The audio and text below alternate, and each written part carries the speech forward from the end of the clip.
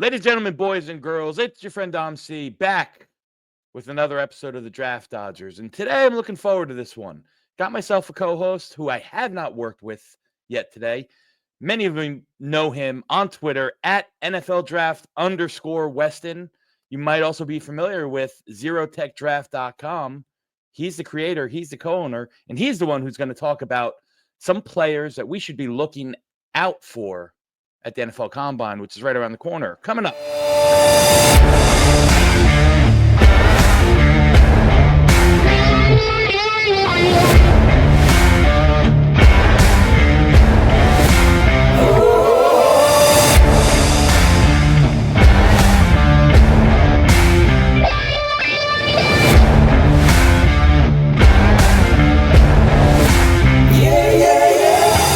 And we are back, ladies and gentlemen, again. Dom C here with another episode of the Draft Dodgers. Let's get some housekeeping out of the way. If you haven't done so yet, please go ahead and subscribe to the channel, Project Prospect with Dom C. Hit the like, hit the bell for notifications, leave some comments in the video. Let's get some friendly discourse going back and forth about some of these players that we're going to talk about, or about whatever you want. I don't care. The more people that interact with the video, the more the YouTube algorithm likes me, and the more it gets my content out to the masses. So anything you could do would be greatly appreciated. But like I said, we are right around the corner from the NFL Combine. We are in the meat and potatoes of the draft season. The Combine, you know, the Underwear Olympics, as some of you like to call it or like to refer to it, it is really the time where teams start to buckle up. You know, obviously, the scouts and the area scouts and the front offices have been doing their homework for multiple months, probably years for some of these guys. But now you start getting down to the nitty gritty, right?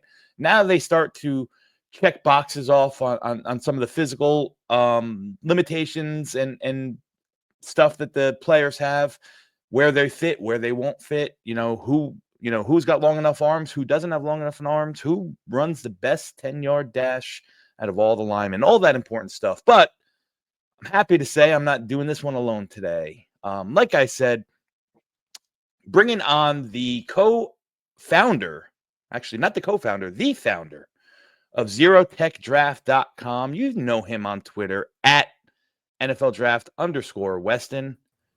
Newt Westen. Hey, how's it going? Good to be here. Excited to be here, Dom. I'm glad that you came, and I'm glad you can join us, and I'm really looking forward to chopping it up with you, Newt. Been the first time that we've collabed like this, so a long time coming. And listen, anytime I can get somebody who is gets into the weeds as nerdy as I do about this stuff, and it's experienced in it and knows what they're talking about, just doesn't recite what they hear, the more the better. So I'm happy to have you, brother. Oh, no, it's good to be here. I'm excited about the couple topics that we got to talk about tonight. And I think this is fun. Like, this is the time of the year. I think I saw, first weekend without football, and I'm like, wow, this is the time of the year to be a football fan. Like, I want 2 weeks to come and go. So we got all that combine stuff to look at. Mm-hmm. You got pro days that are like, the clips are just flowing through daily. This is the meat and potatoes for real. So I'm so stoked for this time of the year with NFL. Yeah. So before we get into today's topic and start shooting the shit a little bit, why don't you tell everybody about ZeroTechDraft.com? Yeah. So ZeroTechDraft.com started for me as kind of a way to get like my thoughts out. For about 4 or 5 years, I've been following the draft pretty closely. It all kind of started through a weird dynasty fantasy football league, and like evolved into something where I'm like, man, I really, really like this. I like kind of crunching numbers and looking at the data behind things. Combine's really interesting me in that. And then just, how people view players. And a lot of it started as like a meta-analysis of other people's boards. I'm watching videos of some, notable draft names. And then it like kind of turned into like, I started to get my own opinions on these guys, but I want to actually get some eyes on them and get my thoughts out there. And so about a year ago, almost, I got a domain name for ZeroTechDraft.com, made a logo, popped on Twitter right about that time too. And I was like, hey, let's start talking football. And I was just looking kind of for that, and just kind of like evolved into a couple different things, doing some podcasting now, gotten to watch.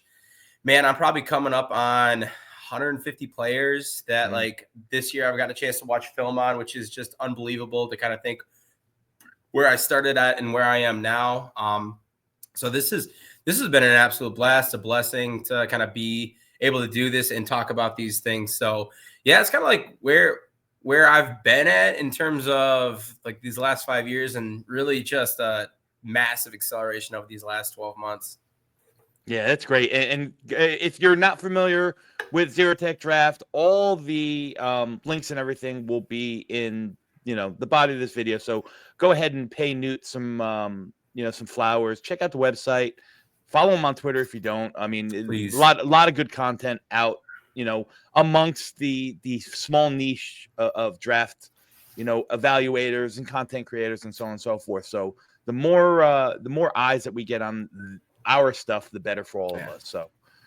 So Combine, man, right around the corner. It's funny. There's probably two schools of thought. Like some people are rubbing their hands and salivating, like this is what they look forward to in the draft season. And then, then the other, a lot of maybe I'm generalizing here, but a lot of the old school guys are really like, it doesn't really matter. Film is king, which I believe that as well. Yep. Like I'm not going to, I'm not going to change my evaluation on somebody based on, what they do at the combine. However, there are factors that, that come into play with the combine that will affect somebody's draft stock, good or bad. And that's just what we see on the field. Forget about what's happening in the interviews and stuff like that, which obviously for the most part, we're not privy to, but I was like everything you take a look at, the fun part is seeing the measurables of what you see on the field, them running the drills, quarterbacks out there throwing, tight ends and wide receivers going through the gauntlet. That's all really, really fun. But, the medicals that come up and like you said, the player interviews with teams. I know one of the things that I have religiously done, and I'm actually kind of glad I got a chance to do this with you. One source I always listen to was With the First Pick, CBS podcast, and Rick Spielman, who is now the Jets senior advisor, who I'm a little salty that you guys took him away from that podcast, but with him, kind of being behind the scenes and talking to media, it was really, really eye-opening to see from a GM's perspective. Like, these are all the things that go on that you just don't see about or like just don't get attention. But it matters, like you said, probably even more than what happens in terms of the athletic testing and the measurables. Yeah. But, for us, little guys, us commoners who, I can tell you for myself, I'll speak for myself, Newt.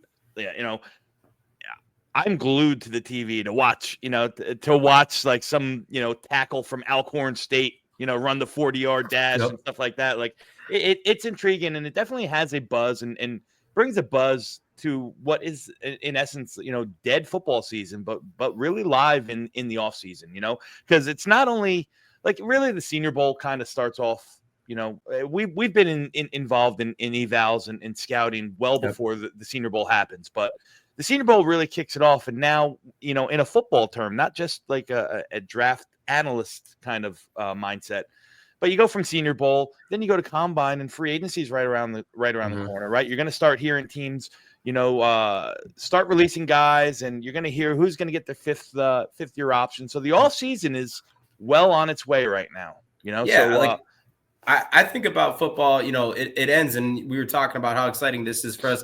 The off season is like end of April through end of July, truthfully, because it's like, man, the minute that the draft's over, it's like, okay, now we can be done. Maybe rookie mini camp, but this is just like, this is when it starts heating up. And as a Jets fan, oh, do I know about the off season? We are, that's what we've lived for 14 years consecutively now. But that's for a different show and a different topic. But let's get into some of these players. Like, we talked about, the topic or the name of the stream is going to be like guys to look out for at the combines. Now, that could be good, bad, or indifferent. You talked about, the medicals. Like, there's some guys in here where I think the medicals are going to play a really important part. Ben Morrison from Notre Dame, where is he stand for that hip is, because I think he's, a clear clearing from the doctors there is going to be the difference between him possibly going and, say, top half, mid first round, to Yeah. possibly dropping down to the end of day 2 or something like that. So I'll throw it to you. Give me a couple guys, and then we'll get into, into your analysis and my analysis of these guys. Who are 2 guys that you think can really benefit, or who should we as the public really have our eyes peeled on what happens down in Indy at the combine? Well, let me just kind of like pick up what you left off, because I think there's 3 guys in that cornerback group that everyone's going to be talking about. With that, Will Johnson's going to be one, because of the season that he had and the couple injuries that he sustained. Not as significant as Benjamin Morrison, but Morrison obviously is huge. And then you also have Savon Revel, I'm sorry. Like 3 guys that would be probably top 20 picks if they didn't have kind of the question marks around them in terms of that. Will Johnson as well. There's a lot of things that, if you've taken a look at mock drafts over the last 2 weeks, as media's really started to pick up on that, I've seen him fall in a ton, and people are kind of poking holes in his long speed and some other things. So I think he's got a handful of things to prove. Yeah, so the good thing about Will Johnson, I'll say this, and I happen to be a big fan of Will Johnson. I said arguably last year he was one of the 3 best defensive players in all of football, and obviously this year he struggled a little bit. The good thing about Johnson is that the turf toe injury wasn't something that needed a complete reconstruction or something like that. That was more so of, it sucks to have. It's going to be nagging. You're going to have to deal with some pain. And then, it came to a point in the season where, Michigan was out of it. Like, I'm sure the people well above, I'm sure the people well above our pay grade that are in his inner circle said, hey, listen, let's back off. Let's get healthy. Yeah. Let's work towards this. So let's start with Will Johnson there. You talked about it, and, people are questioning, people are poking holes at, the long speed, and can he have it? The way I think he matches movements of receivers, I think, and, the way that he can, he has those buttery hips, the way that he can flip and run.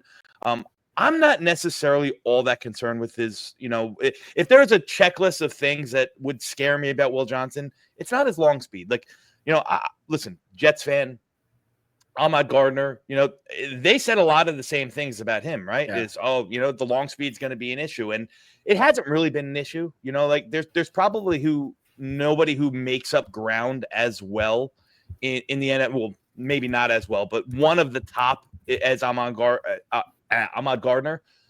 I think Will Johnson's going to be kind of in that same thing. Like, he could play catch up. I think the ball skills are ridiculous.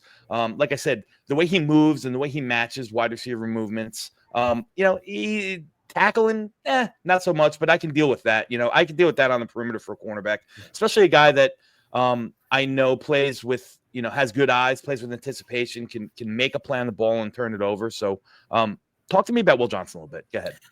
So we just did for Draft Professor our cornerback episode, and Will Johnson was my CB1, and like I looked at him right next to Travis Hunter, and I think you compare Travis Hunter and Will Johnson, and you're obviously looking at 2 top guys in this draft.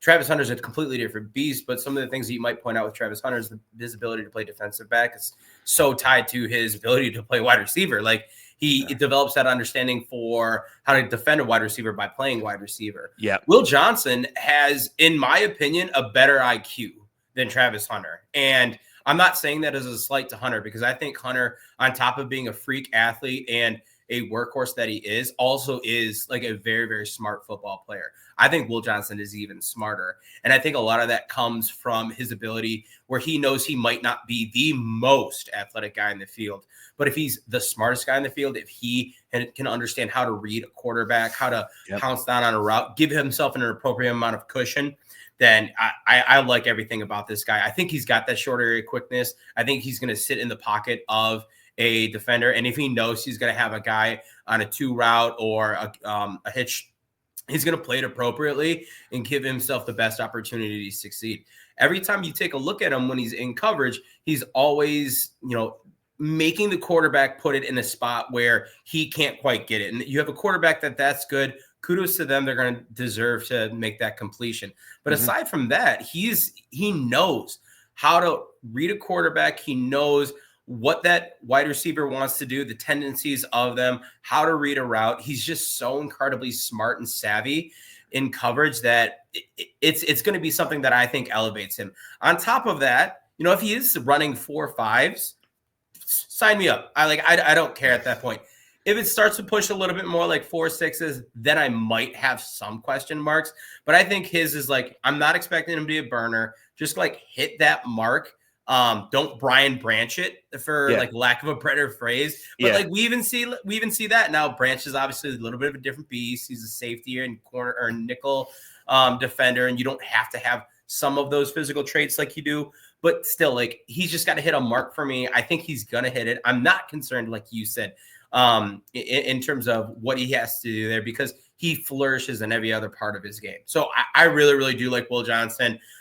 He is as close to, no, I take it back. I actually just like last time we were going through, I flipped him. I got 5 blue chips, and Will Johnson is one of those blue chip players for me. He's number 5 on my big board. He's just earned that last blue chip spot. Yeah, he's number 3 on my big board.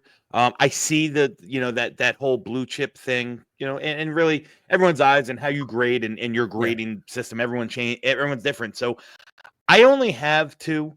He's number 3 in my class. Yep. But like you said, I love the way he baits the quarterbacks. I love how he sets it up. I think with Will Johnson, I think he's got a lot of press man upside. I think he needs a little bit better technique. That'll help him, but he's not scheme specific. You can put him in a defense that runs quarters, and I think he's gonna, sit and play with that play anticipation and make plays on the ball. He's big enough and he's physical enough that he can play in press man as well. So there's just so much to like about Will Johnson that I can't see him, minus him running, 4.6, 4.55, 4.6. There's no way that I see him getting out of the top 10. I agree. I totally agree. So, do you want to pop to a different position group? I know, there's not much more to say about Ravel and Morrison. You hit Morrison like dead on the head, and I think Ravel is the same. Yeah. His is an ACL, and like when you're coming off of an ACL, like it's almost good. It's almost good that it's an ACL, because it's so. It's so routine these days that they're backing up and running. Like, for instance, Simmons, a tackle from Ohio State, like that's a patella tendon. To me, that's a bigger concern, because that's a little bit more complex and in depth of an injury that I'd want to make sure that every single piece of the medicals pass for him. But let's go on. Who's another guy, whether it's injury or not? Go ahead. I was gonna say let's pick up and let's go to the tackles, because I think the top 2 guys are gonna be a question mark, and like Will Campbell right away. People have been talking for months about this, and it's Peter Skronsky. Like that, I have not heard Will Campbell's name in an evaluation, and Peter Skronsky not following that right up, because it's the exact same thing. Comes to an arm length. I think Kelvin Banks is a little bit in that same boat. I know some people are worried about him playing on an island. And then just you kind of mentioned this, not to be like a negative Nancy. Let's take a look at Josh Connerly. I want to see what this guy tests as, because this guy is a freak athlete for being 6'4", 315. I think he's going to go in and he's going to blow up the combine, and he's just going to be kind of that guy where you see the Ken Platt stuff come out, and just like everyone's waiting on Connerly, and it's just going to be over Twitter, I think, for like a week. So I think those 3, and then obviously Simmons, like you mentioned, his is going to be medical. But those 3, testing is going to be really, really interesting. 2 for the arm length, and then Connerly for what he can actually do. Yeah, and I'll say this. I don't know where you stand, and we'll talk about it. This tackle class for me is not my favorite. Will Campbell in particular, I've said the whole time that I forget about the arm size, forget about the arm length in particular. I think his skill set is better inside than it is outside. I watched him, listen, the way he plays with power in those down blocks and those gap schemes, he displaces defensive linemen when he's blocking down. you watch some of the pass sets, especially when he's getting into the 45s or the vertical stuff. First off, he looks stiff. I think he plays a little stiff. Yeah, I think he does too. Yeah, you see him get, necessarily. I'm not going to say he consistently gets beat by speed. Where I do see him get beat a lot is to the inside across his face. There's a lot of instances where the defensive end just sets him up. Gives him 2 hard steps, swipes, and comes across his face, and the balance isn't there. Again, he looks stiff. He's very narrow in his stance. And he just doesn't do it for me. Catches more so than punches. I think there's a lot of improvements that needs to be done with his handwork if he's going to stay as a tackle. But as a guard, I think some of those limitations that he has in those vertical sets really don't come into play. And I think he can, really fit similar to, Jackson Powers Johnson. Like he came in and, whether it was at center or guard, and you knew that he was going to fit that gap, that duo scheme right there and really dominate in it. I think Will Campbell has a chance to be an impact interior lineman. He's not a guy that I'd want to, hitch my wagon to as a pure tackle, though. No, I totally agree.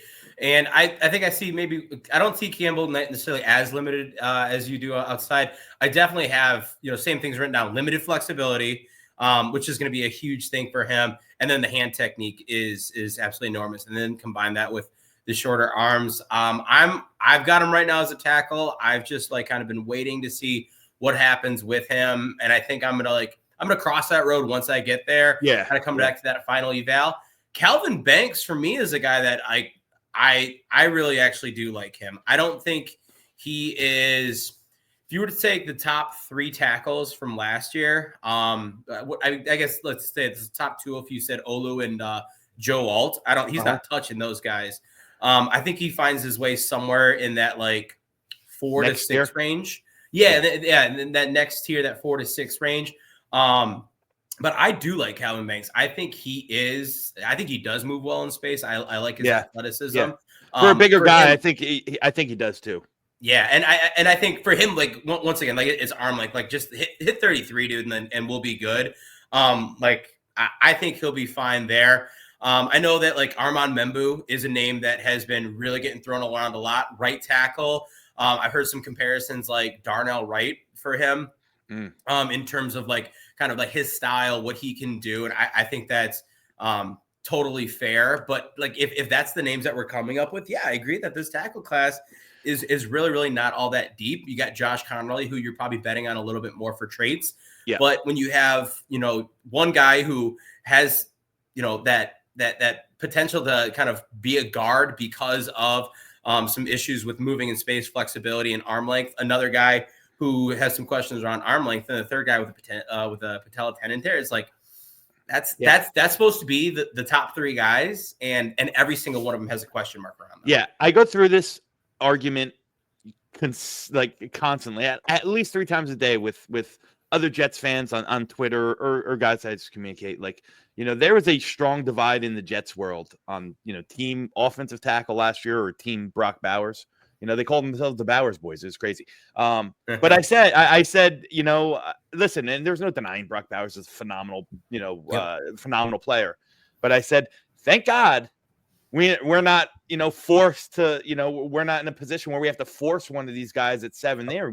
We look like we have a left tackle, of the future. But, you brought up Membu. And listen, I'm going to say this about the class. To me, when you look at the class, the tackles, whoever you have or don't. And I can go down my list, and there's very few of them that I say, all right, yeah, this guy's going to stay at tackle. Josh Connerly. Josh Connerly is my tackle 1 in the class. I think he's going to stay at tackle. Yep. And then you go 2 through, 9, and it's you start ripping guys that are they could flip flop. Membu's a guy that easily could be a guard. I mean, absolutely. Calvin Banks too.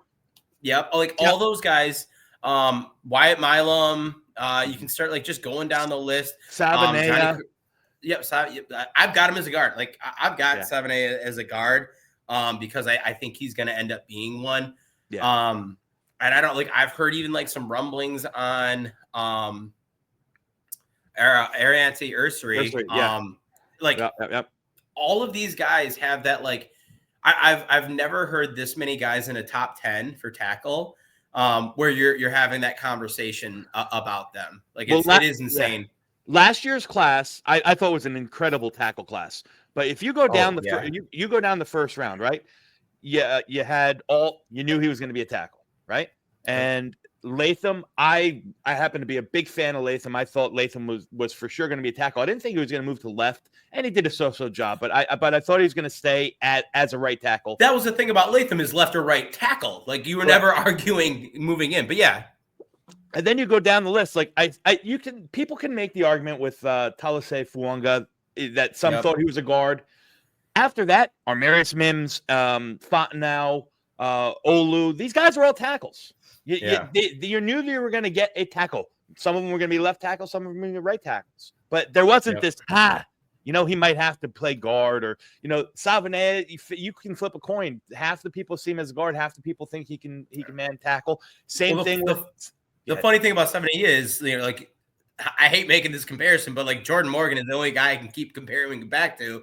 And it's like, I'm sure Arizona has something to do with it. But as a Packer, it was like, what are we drafting this guy for? Are we drafting him to play tackle? Or are we drafting him to play guard? And, with his injury, we didn't get a chance to see that. But he was in a very, very small camp, like you're saying, of players that we don't really know where he's going to be at, or he could almost go both ways.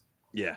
Yeah. So this tackle class is pretty meh. Like I said, my favorite, or my highest graded guy in the class is Connerly, and I think that he's going to stick at left tackle. And I can't wait.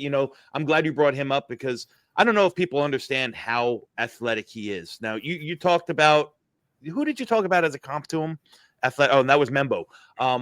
Yeah, I was Membo, right? I don't have. Yeah. I mean, I'm trying to think of like a. I see both. I see actually Connerly as the left tackle version and Membo as the right tackle version. I see a lot of Roger Rosengarten in their game. Like the way they their pass pro is not passive. Like they go out and they get it in the jump sets, and they go really at it. Now, Rosengarten was a second round pick last year. Late second round, late second round pick.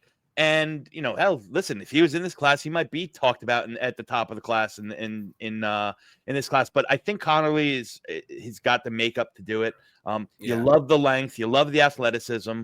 I don't think he's going to be a guy that needs to be in a wide zone scheme. I think he can handle.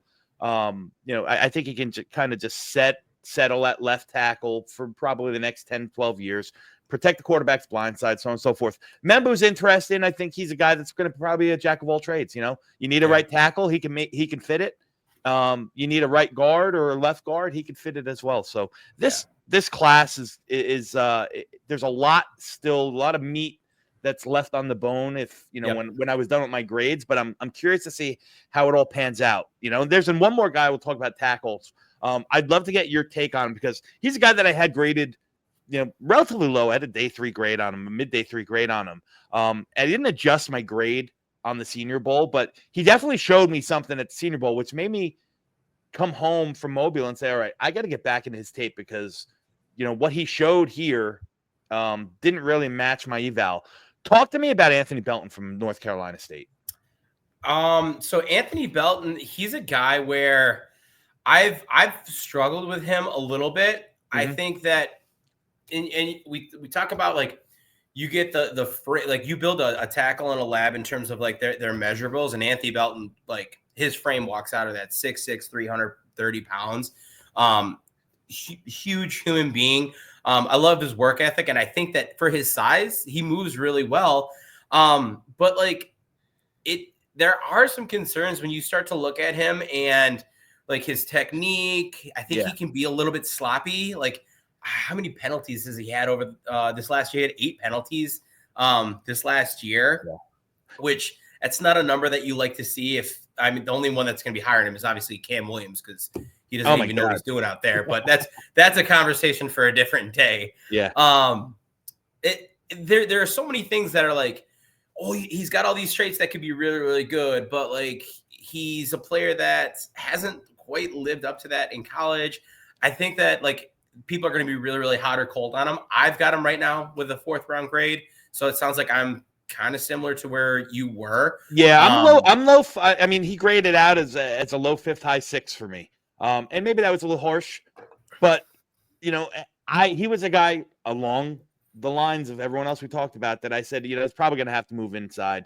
The feet look like they're in cement at times. Yeah. And there's something to be said, a guy who's that big, because he's a big guy. He plays strong. He's got really, really strong, violent hands. He's on his ass way too much for my liking. Yep. Whether it's a whiff block or whether it's, he just, gets crossed up and gets bowled over. I don't know, man. Linemen that end up on the ground are usually not my flavor. I've seen DeJuan Jones move better than him at times. and if DeJuan Jones is moving better than you, then we got some issues. He's a guy, and I've seen like just out of need. Well, I mean, day two, and it's like, oh man, if I had to take Anthony Belton day 2, I don't like that. Well, I think there's going to be a handful of teams that aren't going to even have him on the draft board. Like, he's not going to be able to play in a wide zone. Like, he's going to have to be in a strict gap power kind of running offensive scheme, because he's not going to be able. He doesn't have the foot speed to get in space. He's not going to peel off and wall off at the second level. It's just not his game. So.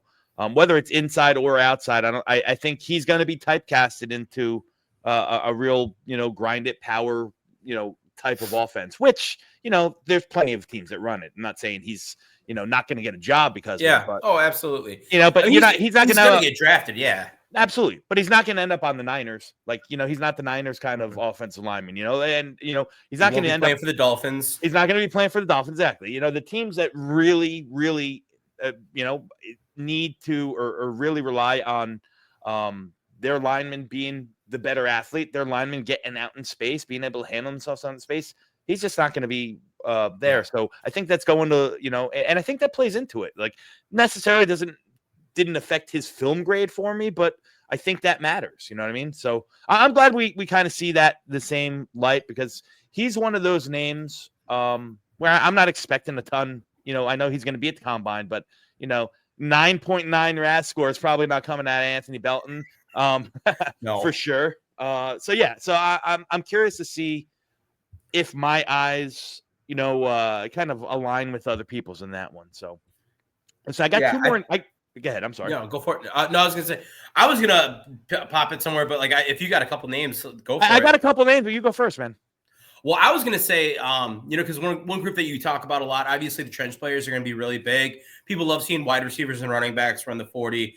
But one of the big things is obviously going to be edge defenders, athleticism, arm length from them, a handful of things. I think that this is going to be another one where you're kind of looking up in the board and, everything we talked about, the tackle group being down, their counterpart is just a stacked group this year. Like, if this is the year, if you need an edge defender, go out and get a couple of them, because it's rich with them. I'm excited to see Abdul Carter test. I want to see if he's going to be, as freaky as I hope he is. I fully expect him to be. Yeah. Mike Green's another guy. I want to see the testing numbers on him, just kind of to enjoy that aspect of it. I want to see what Mykel Williams comes in at, because obviously, you keep pounding the table, like potential. Trayvon Walker's name's been thrown up. Like, it's the exact same thing with Will Campbell, Peter Skronsky.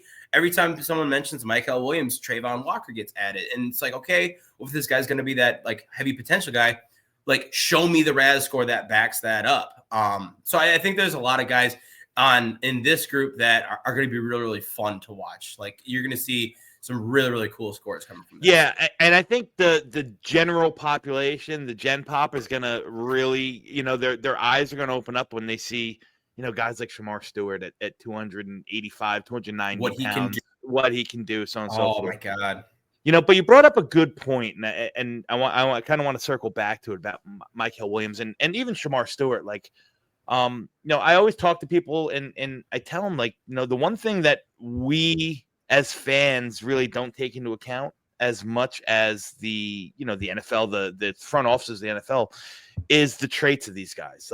This edge group is full of traitsy players, but you get guys like Mykel Williams who, are you banking a top 15 pick on a guy to hope that he hits his potential. He hasn't been able to show it. He's shown that he's a really stout run defender in college, which is great. That shouldn't get you drafted in the top 15. Correct. The kid out of Jacksonville who you just talked about. Why can't I think of his name? I'm already drawing a blank. Who went number Trayvon one? Walker? Trayvon Walker, yeah. They took a chance at number one overall, passing maybe the more higher floor with still a very high ceiling in Aiden Hutchinson that year, hoping that he would, kind of work his way and become exactly, that number one thing. They banked on his traits. Year 3, he finally had a good season. It was it was good. It was good, but it wasn't. It's year 3. The other thing that kills him is like, okay, you got it panned out. He's a good player. Yeah. Look at what Hutchinson's doing though, and it's just like it's got to kill you every time you look at it. Yeah. So Michael Williams to me is one that's hard to peg. And listen, we're in February, so trying to pinpoint where these guys are going to land is kind of a fruitless exercise anyway. But there might be some teams that are willing to bank on the upside or the traits of a guy like that, or even Shamar Stewart, who if you're stat watching, his stats are okay. You know what I mean? He doesn't really get home or anything like that. All 3 of those guys from Texas A&M, Shamar Stewart, Shamar Turner, and Nick Skirton, they're all 3 guys that I think were really hyped up before the season. I've still got Skirton really, really high. Yeah, me too. I think the Senior Bowl was reassuring for me with Stewart because there were some things where I was like, I want more. Turner, I look at him and it's like, dude, you look like a guy without a home when you got moved inside. Yeah. And I don't know. He's a lot lower on my board than I thought he was going to be.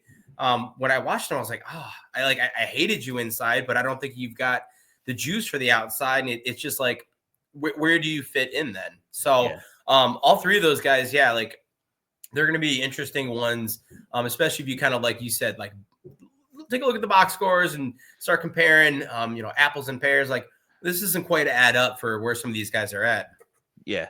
I want to throw 2 names at you. Maybe we can dive into them. I think it's safe to say everyone kind of is along the same lines. I don't know how you feel. I'll be happy to hear. This running back class is really, really good, really, really deep. The 2 guys, and maybe they're 2 random names, but we talk about the combine where guys can make money or lose money.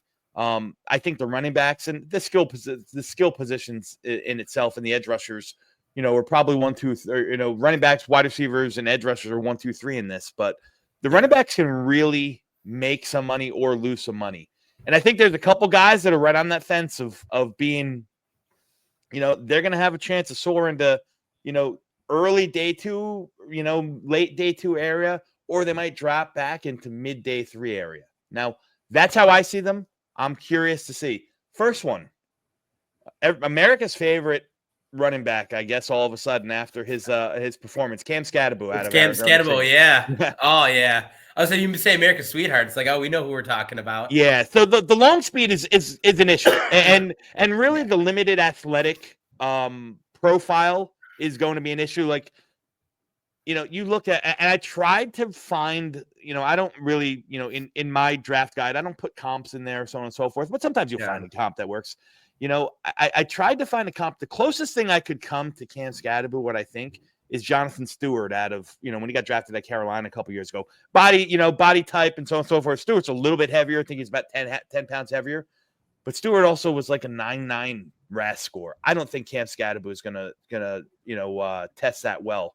Talk to me about Cam a little bit. Talk to the people about Cam. Man, Cam Scatterbo is the guy that I look at and I say, man, if I had a million times better work ethic, I could have been a college football player because he and this isn't disrespect. I'm not trying to be disrespectful to him. It's going to come off that way, but he's not a stellar athlete. He's not a player where he's going to wow you.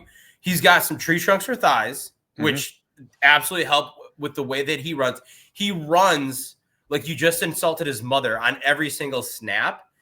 And he's a spotlight player. I remember watching the Texas Iowa State game and I lost my mind when he made that catch downfield. I was like, this is the craziest thing I've ever seen. This guy is taking this game over. He's thrown a touchdown. He just caught a ridiculous pass. Like, what's going on here? Yeah. But he's a guy, he's not going to test well. Like, I don't think he's going to test poorly, but he's not going to like light people's hair on fire. He's going to be probably fairly middling. And the thing with Scadaboo, and this is where, you go back to what you said right at the beginning, where he's one where you almost have to say, well, we know what the tape is. We know what the film is. Yeah. We know the way that he approaches the game. And if he can carry that mentality, measurables, testing, all of that stuff. Yeah. We're willing to take a chance on a guy. Now, take a chance on a guy doesn't equate to early second round, in my opinion. Yeah. I think I'd love to hear his name called on day 2. But I think that's kind of like the question you're making is like, does he go day 2? Yeah. If he does kind of show out and has a little bit better of a testing, I think that there is like, okay, well, we got this guy that's a stellar workhorse, and he gives it everything that he's got and every single down. Plus, like, he has a little more juice than we thought. Oh, sweet, let's go for it. I don't know what your thoughts are. Yeah, no, I think we're along the same line. Listen, if your front office is really analytical driven, Cam Scadaboo is probably not going to be very high on your draft board. If you're he will not be a Green Bay Packer. Yeah, yeah, exactly. Yeah, fair enough. And if you got, if you're still running, film on 9mm where you got the controller in the hand that's grinding it, like, you're thinking about Cam Scadaboo at the end of round 1. Obviously, I'm kidding on that, but like, yeah, he's not going to be for everyone, but he can do just a little bit of everything. You can tell that the work ethic, and you can tell that the way he plays football is really of an old school mentality, and it is. And he's gonna instantly be a fan favorite wherever he lands. I think, like I said, I have an early round 4 grade on him. He was right on the cusp of late round 3, early round 4. I think he'll probably go earlier than that. I think you can see him in the 3rd round if a team, really wants him as part of that committee, because he doesn't have to leave the field, although he's not going to be a 3-down back, if that makes sense. Like, he can get up there and get nasty in pass pro. He's shown it on film.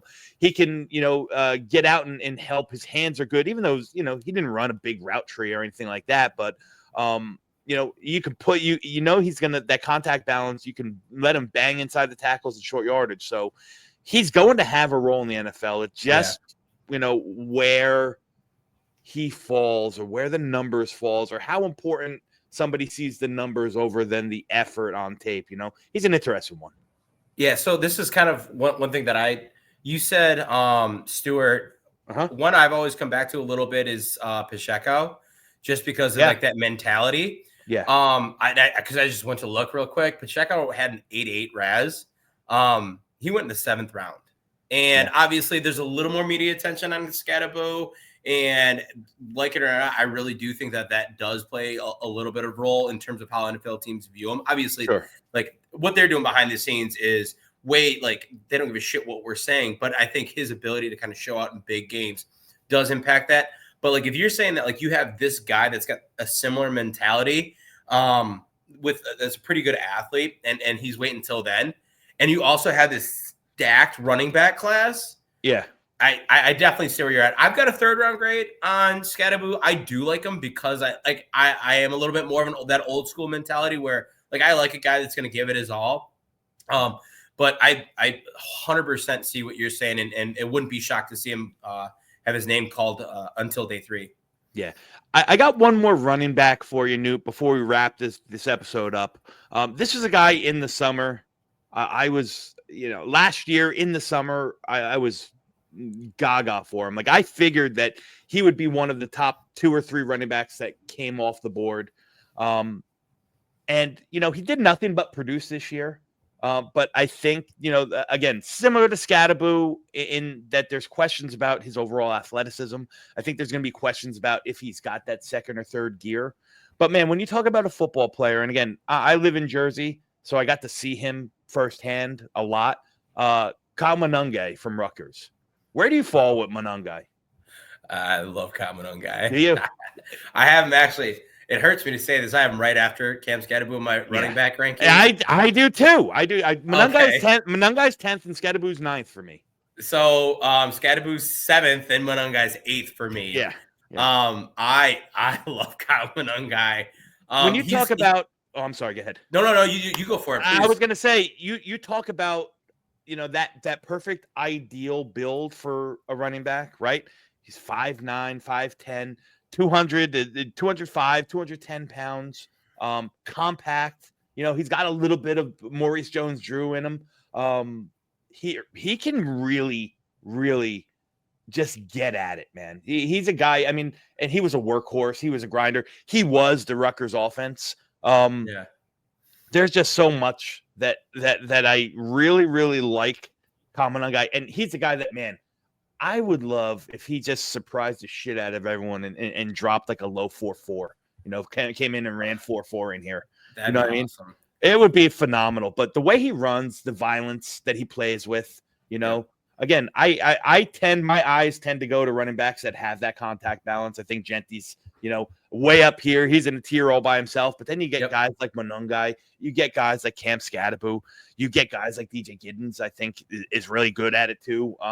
Those guys just excite me. So, and I think Munungai, for where he might lack in terms of that, that jitterbug, trait or that, that real shiftiness. I think he's got good vision. I think he's gonna be, he's gonna find a home as a in a wide zone where he's gonna be asked to, plant his foot and get vertical really quick. Again, I just don't know how many people he's gonna be running past. So I'd love to hear your takes. I know you like Munungai, as you said. So the first time I saw Kyle Munungai, every year I'll take advantage of some organizations that'll do summer scouting for me to get a list together. It was NFL Stock Exchange. They were talking about him, and Connor Rogers brought this up, and then I saw it on Twitter. The first thing I ever see about Kyle Munungai was him absolutely deplete a linebacker in pass protection, and I was like, I need this guy to be like my favorite player. Like, I need his jersey because it was insane. Like everything that you talked about with his aggression and whatnot. And then I throw him on it, and I actually like him a little bit. I don't think he's not, like you said, Ashton Jetty. He's not one of the shiftier backs in this. I do think he's got really, really nice, like clean cut ability where he can make a really short, quick cut, and then boom, he's off. He's not going to blow by people. I would love to see the low 4.4s. If I saw that, it'd be insane. I'd be like, sweet, like start stacking this guy up. But that's not him. He's still a guy that he can force a lot of his tackles because he's got that, like, he's got that really sharp ability to kind of like turn on a dime. He's going to be a guy that with everything that he does, he's always same idea as Skattebo, where like he's looking to give it his all. He's not going to be really all that much in the receiving game. So with everything that he's done, I would like to see a little bit more of him as a receiver. Now, like that can change. It's not that he's, forbidden from that in the NFL, but there's going to be some elements that play a role there. But yeah, the athletics, like the overall athleticism is probably going to be a little bit lower for him. But he's a guy that's carved out a role because the way he approaches the game, he's found a way to overcome some athletic limitations. And I'm not saying, once again, I'm not saying that you're going to see him, just drop out of the draft because of his testing. Absolutely not. You're going to see this guy do just fine, but he's not going to wow like some other guys on this list might. Like, I think Dylan Sampson's going to be a guy that really, really wows people. I think that, like, obviously Ashton Genty, Omarion Hampton, I really hope he does the bench press because I'd like to see that guy set the combine record as a running back. But like there's these guys here that have these traits, have these builds to them and are able to kind of move in a way where you wouldn't expect him to move that big. But Munungai's just not one of those guys. He's built really well, like you said, really nice and compact. But there are just some things that pull him away from there. But that the thing about, once again, him and Skattebo, you can't teach the way that they approach the game. And for that, I really appreciate them, and I probably give them maybe more of a nod than is necessary, but it's one that I'm more than happy to hand out for a guy that you see kind of week in, week out, down in and down out, approaching the game that way. Yeah, and listen, the truth is, you know it as well as I do. There's very few teams that really have a bona fide bell cow running back. So Yep. guys with Monungai's skill set will find a role in some sort of committee. Oh, And listen, I absolutely. mean, and I'm not even saying that he'll be on the short side of the committee. Like, there's guys that might not have the greatest long speed or the greatest athleticism that still, dominate the carries. They said it about Arian Foster right back in the day. They Yep. said it, they're I mean, we can sit here and list on and on, but yeah, the running backs I think are going to be, those are guys that you got to look out on and see where they fall after their combine numbers. We talked Yep. about the tackles and the length and the measurements being important for them, and even the defensive ends. This is a really, really interesting class. Although I don't think it's very top heavy. I think there's certain No. I think there's certain positional groups that just go on for days, man. Just go on Yeah, for I think, days. and I think you pull once again. It's a lower QB class that Mhm. has kind of an overarching effect on the class if you think about that. But then just tackle really not that star studded. Cornerbacks could be if you didn't have so many question marks around them. Yeah. And so some of these bigger position groups, these more premier position groups, if you take just those three right there, where they don't have that presence at the top, it absolutely does kind of have that feeling. And my rankings reflect that. But it's definitely one where if you start I'll say this: I like a lot of these guys, the ones that fall into that kind of like second and third round range, where I'm looking I don't mind this guy here at all. Like I think last year you get to the point, especially when you start looking at tackles and guards that were around in the second and third round, there's maybe a little bit bigger a drop off, but because those guys were so good and it's such a premium position, you weren't getting maybe some of the middling guys. Where this year, I think rounds 2 and 3 will be a lot of fun because you're going to have some legitimate names up there. Oh yeah, and especially when you're talking about linemen, especially with all the tackles that might get pushed down a round or so because they're not really tackles in the NFL. They're going to be guards, so the guards are getting pushed down a little bit. So that 2 to 4 area, around 2 to 4, is going to be like a real comfort zone for a lot of positional groups. But listen, we touched on Kyle Monungai, the running back from Rutgers. We touched on Cam Scatterbo, the running back from Arizona State. We talked a little bit about Kelvin Banks, the guard/tackle from Texas. Will Campbell, same thing from LSU. We talked about some of the defensive backs. Benjamin Morrison from Notre Dame. The list goes on and on. I can't remember them all. But we did that just so you guys here who are watching this kind of have an idea on who to look out for when you're watching the combine, either live or when you're watching the reruns or what you're doing. Glad we got to do this, Newt. Again, tell everybody where they can find you and where they can find your stuff.